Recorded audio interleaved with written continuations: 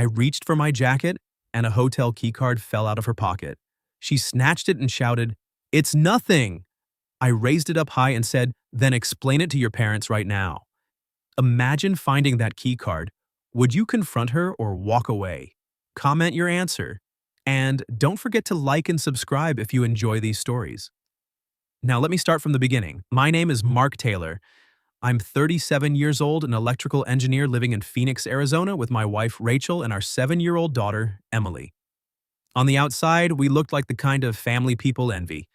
2 careers, a modest but comfortable house in a quiet neighborhood, family photos hanging in neat frames along the staircase.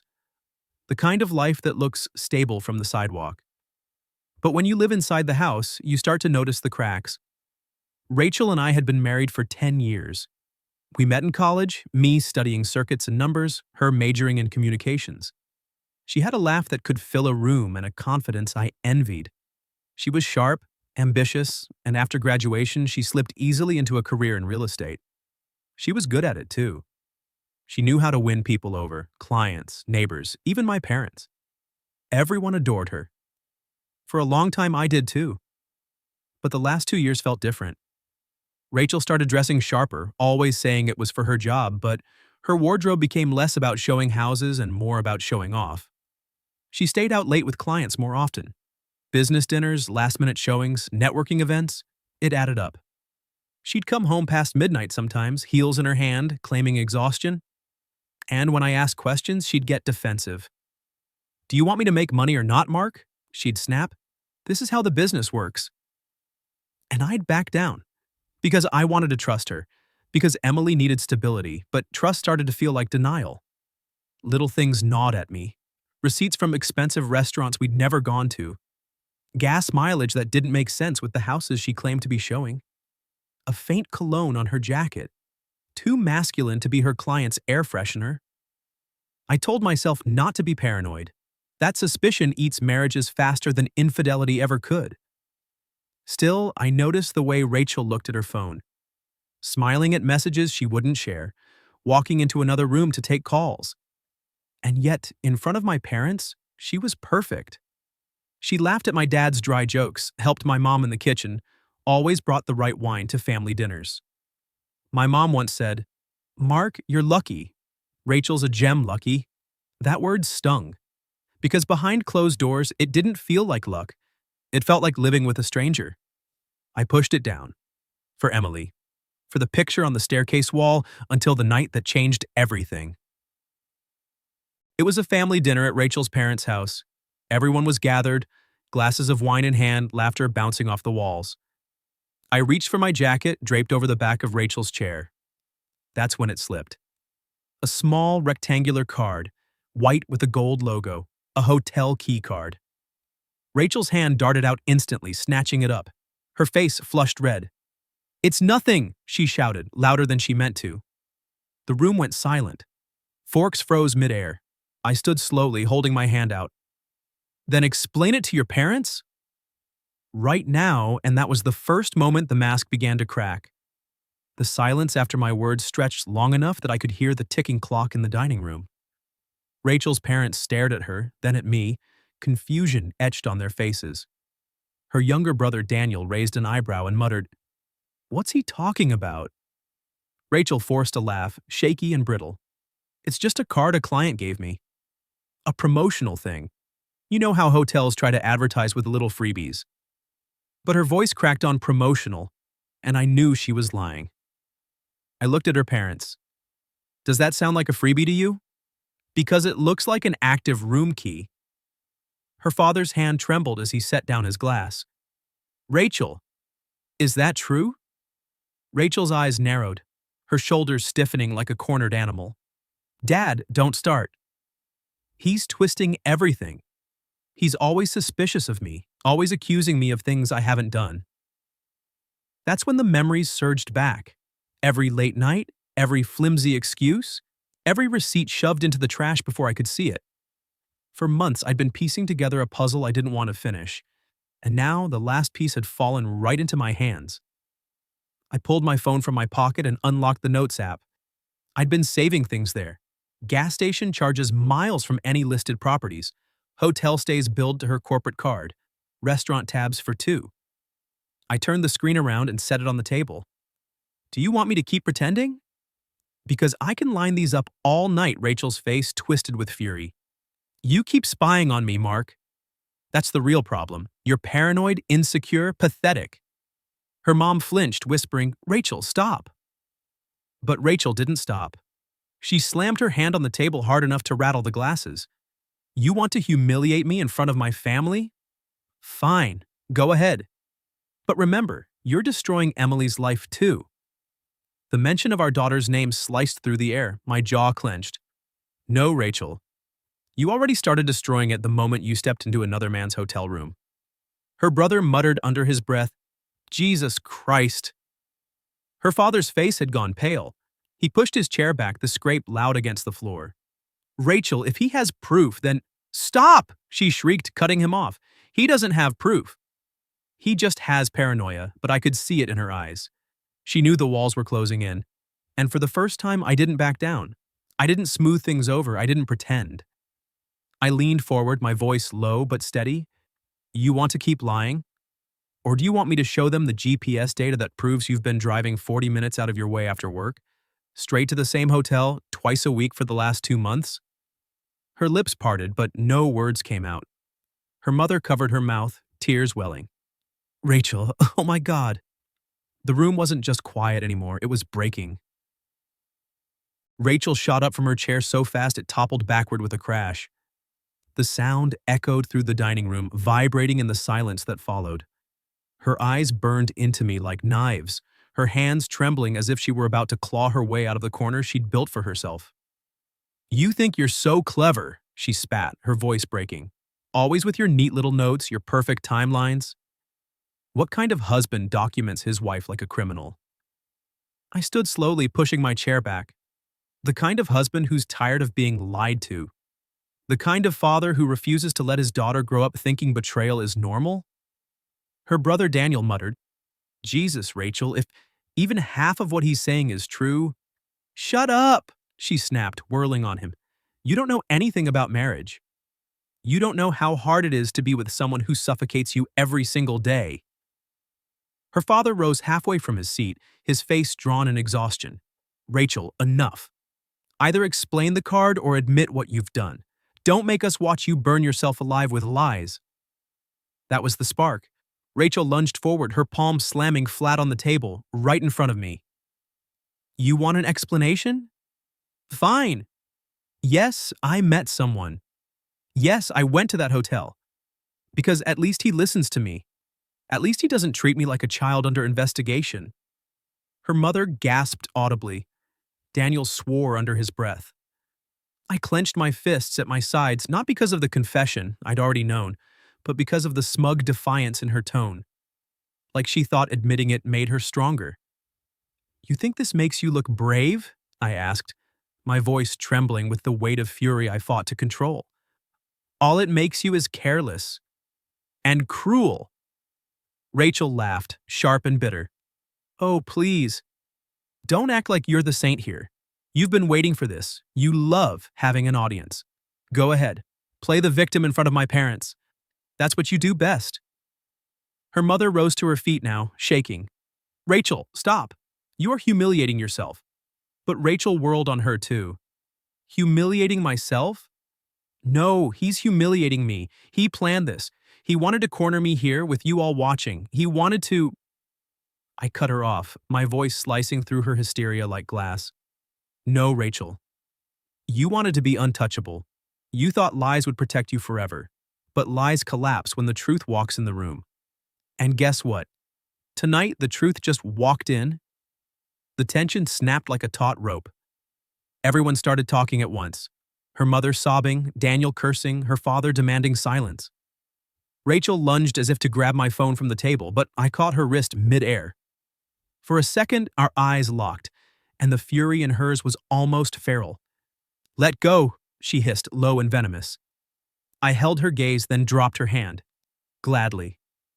But when I let go, Rachel, understand this? You don't just lose me. You lose every shred of trust your family had left in you. The room was no longer a room, it was a battlefield, and Rachel had just set herself on fire in front of her own family. The ride home was silent except for the sound of Rachel's ragged breathing.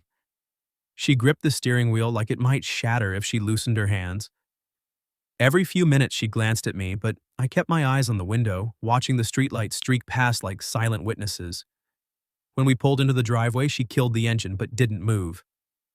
For a long minute, we sat in darkness. Finally, she whispered, "You're trying to destroy me." I turned to her, my voice calm, almost cold. "No, Rachel. I didn't put that card in your pocket. I didn't book the hotel. You destroyed yourself." Her hand shot out, gripping my arm with desperate force. "You don't understand. He means nothing. It was just... I don't even know why I went." I pulled free, shaking my head. "You know exactly why." And so do I. Inside, the house felt hollow, stripped of the warmth it once held. Our daughter's backpack sat by the couch, a reminder of the innocent life caught in the crossfire. I picked it up, carried it to her room, and stood there for a long while staring at her drawings taped to the wall. Crayon houses, stick figure families, hearts scribbled in pink. She had no idea what was unraveling around her. Rachel appeared in the doorway, her face streaked with tears. "Please, Mark. Don't do this. Don't take her away from me." Her words snapped something inside me. "Take her away?" "Rachel, you've already started tearing this family apart. I'm not the one who endangered her sense of safety. You are." She sank to the floor, clutching her knees, sobbing. "It was a mistake. I'll end it. I'll block his number. Whatever you want." I knelt in front of her, searching her face for even a flicker of sincerity. All I saw was fear, not of losing me, but of losing the control she thought she had. "Rachel," I said quietly, "this isn't about what you promised now. This is about the choices you already made. Choices don't vanish because you cry about them." Her sobs turned into anger just like that. She shot to her feet, her voice rising again. "So that's it? You're going to parade this around like you're some noble martyr? You're going to ruin me in front of everyone?" I exhaled slowly, steadying myself. "I don't have to ruin you, Rachel. You've been doing that job perfectly well on your own. All I'm doing is making sure the truth doesn't stay buried." For the first time, I saw it. The flicker of realization in her eyes that maybe, just maybe, she'd lost control of the narrative. I walked past her into our bedroom, pulled a small safe from the closet, and set it on the bed. She froze in the doorway as I spun the combination and opened it. Inside were folders, neatly organized, filled with screenshots, bank statements, and yes, photos. I'd been patient for months, collecting every detail. Her breath hitched. "What is that?" "Insurance," I said simply, meeting her gaze. "For the storm you created. And Rachel, believe me when I tell you, this storm hasn't even peaked yet." The very next morning, I woke up to a buzzing phone. Not from Rachel, she was still curled up on the edge of the bed, her back to me, but from a flood of messages. Rachel's mother. "Mark, what have you done to my daughter? She says you threatened her last night. Her sister, how dare you humiliate Rachel in front of your parents like that? She told us everything. Even my own cousin. Man, I don't know what's going on, but Rachel says you've been controlling and paranoid for months. Is that true?" My stomach clenched. So she had wasted no time twisting the story. I glanced at Rachel. Her phone screen lit up in her hand and I caught a glimpse of the words. "He's trying to paint me as a cheater." Please believe me, I stood there in silence, then walked out of the room before my anger boiled over. By lunchtime, her parents were at our door. Her father barged in, red-faced, pointing at me like a prosecutor. "You think you're better than everyone? Shaming my daughter in front of family? What kind of man does that?" Rachel sat behind him, eyes downcast, a trembling handkerchief in her fingers. It was a performance, and her parents ate it up. I let him shout, let him rant. And when he was finished, I calmly placed a folder on the coffee table. Inside, a copy of the hotel's receipt. A blurred security still of Rachel checking in. Screenshots of her late-night texts. Her mother gasped. Her father stopped mid-sentence, his finger lowering just slightly. Rachel's act cracked. She leapt up, snatching the papers, her voice shrill. You had no right to spy on me. That's abuse. That's manipulation. I leaned forward, my voice low, dangerous. No, Rachel. That's evidence, and if you keep painting yourself as the victim, I'll make sure every court, every lawyer, every mediator knows the truth. Her mother looked between us, torn. Her father muttered under his breath, "My God." But Rachel wasn't done. That night she went further, posting a cryptic Facebook status. Some people will try to break you with lies, but truth always wins. Pray for me. Dozens of her friends commented with support. A few even messaged me directly, accusing me of emotional abuse. She was mobilizing her army, wrapping herself in the mantle of the wounded wife. But what she didn't know, what none of them knew, was that my insurance file was deeper than a few receipts. I had voice recordings, bank transfers, even a screenshot where the man she was seeing called her my future. She thought she could twist the story, but I was ready to burn the whole false narrative down. And the moment came faster than I expected. 2 nights later, at a family dinner with both sets of parents present, Rachel made her move. She stood up, trembling hands clutching her glass, and declared, "I can't live like this anymore. Mark is controlling, paranoid, and abusive. He's trying to ruin me." The room went still. All eyes turned to me. I reached into my jacket pocket, pulled out my phone, and pressed play. Rachel's own voice filled the room. "Don't worry, baby. He suspects nothing. Next week, we'll have the weekend all to ourselves." Her parents froze. My parents stared at me, then at her. And for the first time in this entire nightmare, Rachel looked like she was the one who wanted the floor to open up and swallow her whole. The recording ended with silence so sharp I could hear the clock ticking in the corner. Rachel's face went pale, her glass slipping from her hand and shattering on the floor. Her father blinked like he'd been slapped. "Rachel, what the hell was that?" She stammered. It's fake. He spliced my voice. Enough," her mother whispered, covering her mouth. "That was you." Rachel's eyes darted to me, wild and cornered. "You set me up. You've been waiting to humiliate me like this." I leaned back in my chair, calm for the first time in weeks. "No, Rachel. I gave you every chance to come clean. You chose to keep lying." My father, usually the quietest man in the room, finally spoke. His voice was steel. "You called my son abusive. You tried to drag our family's name through the mud while sneaking around behind his back. Do you have any idea what you've done?" Rachel exploded. "What I've done?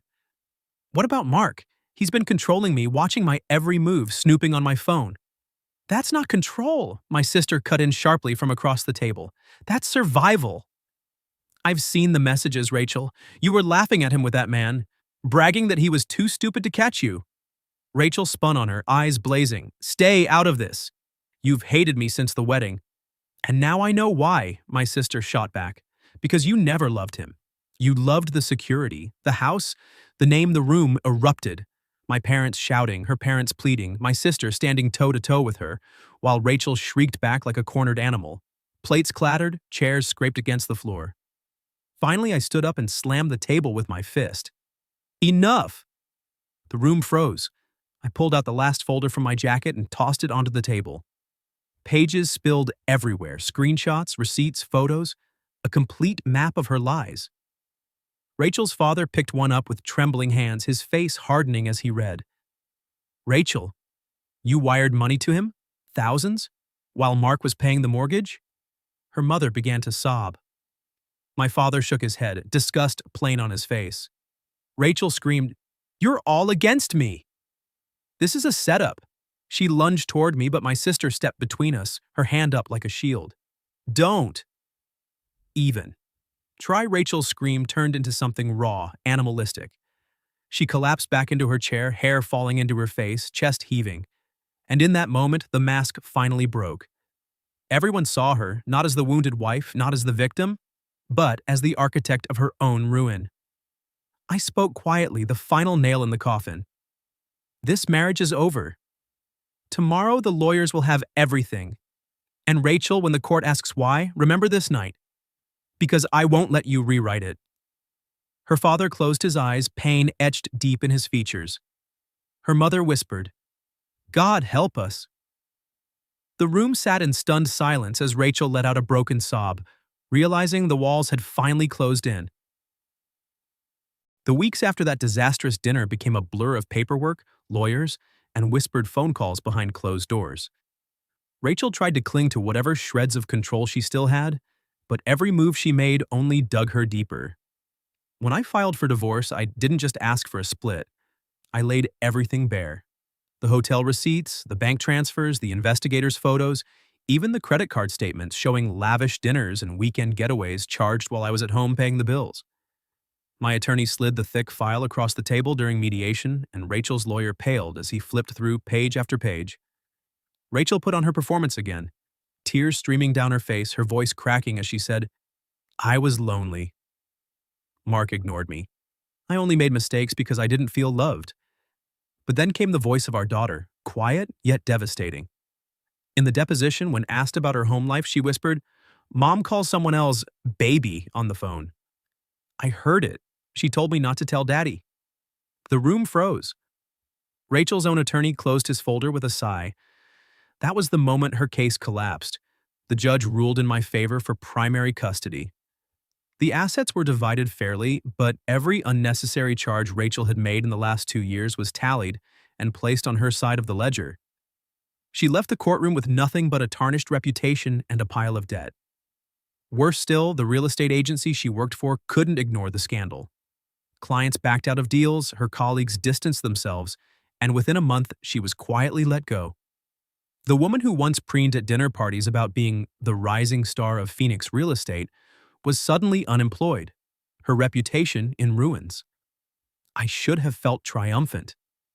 But what I really felt was something quieter, relief. Relief that the charade was over.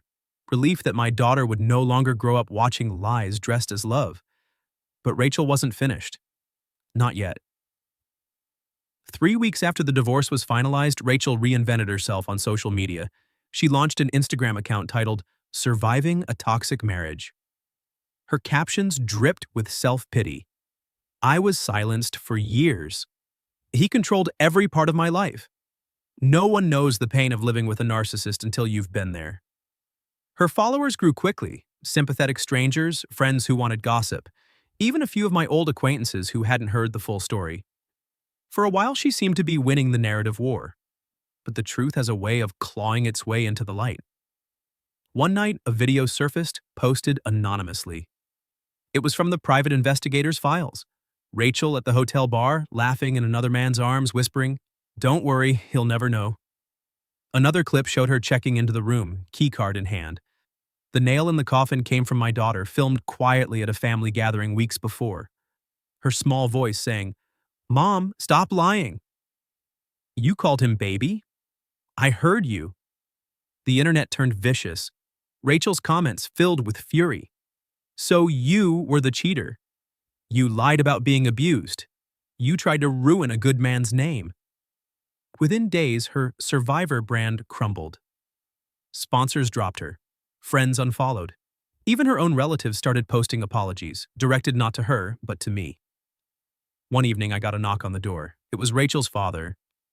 His eyes were tired, his voice low. "Mark, we were wrong. We should have listened. I'm sorry for what my daughter put you through," I nodded. There was nothing left to say. That night, I built a small fire pit in the backyard. My daughter sat beside me as I took out the last remnant of our broken marriage, a torn wedding photo Rachel had once ripped in half. I tossed the pieces into the flames. The picture curled, blackened, and disappeared. My daughter slipped her hand into mine. Her eyes, wide and innocent, searched my face. "Daddy, are we free now?" I pulled her close, kissed her forehead, and whispered, "Yes, sweetheart.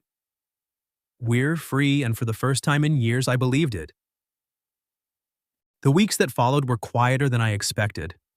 No more late-night shouting, no more staged tears or twisting of stories. Just silence. For the first time in years, the silence wasn't heavy. It wasn't suffocating. It was peace. Rachel faded from the spotlight as quickly as she had entered it. Her social media accounts dwindled. The once loyal followers who had rushed to defend her were gone. replaced by silence or scorn. But I didn't gloat. I didn't celebrate. Because none of this was about revenge. It was about survival. For me and for Emily. Every morning now, I wake up to the sound of my daughter's laughter instead of arguments echoing down the hallway. Every night, I tuck her in knowing she's safe, that she sees honesty, not betrayal, when she looks at her father. And while the scars remain, they don't define us. They remind us. They remind us that lies burn, but truth rebuilds. One evening, Emily sat on the porch with me, her small legs swinging as the sun set. "Daddy," she whispered, "we're really okay now, right?" I wrapped my arm around her shoulders, pulling her close. "Yes, sweetheart. We're okay, and we always will be, because sometimes freedom doesn't come with a victory. It comes with a quiet breath, a steady heart, and the knowledge that the storm has finally passed." And for the first time in a long time, I believed we were free.